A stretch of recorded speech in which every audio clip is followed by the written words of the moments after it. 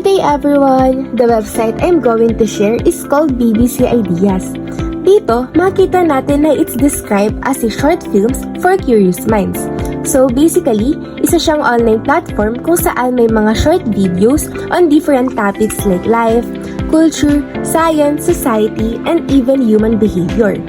Madali lang siyang i-access and free siya, kaya very convenient for teachers and students. Now, bakit siya something new? Kasi compared sa mga common tools na ginagamit natin like YouTube, hindi pa masyadong kilala itong BBC Ideas, especially in classrooms here in the Philippines.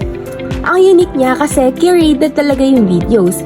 Ibig sabihin, quality content na hindi masyadong mahaba pero sapat para makapagbigay ng bagong perspective at makapukaw ng interest ng learners.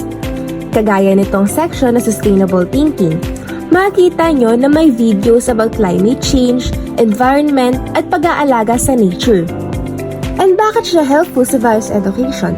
Well, maraming topics dito ang directly connected sa values formation. For example, in this section na supporting your well-being, merong videos about empathy, mental health, relationships, and self-care. Ito yung mga bagay na talagang pinapahalagahan at pinag-aaralan natin sa values education. So, pwede siyang gamitin as a discussion starter, reflection material, or kahit pang group activity.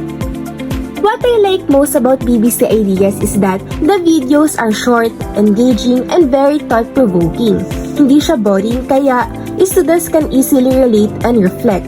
At bilang values ed major, nakikita ko talaga na this tool can make lessons more meaningful, interactive, and relevant to the lives of students. That's it! I'm Aryan and I hope you try this tool too. Thanks for your time!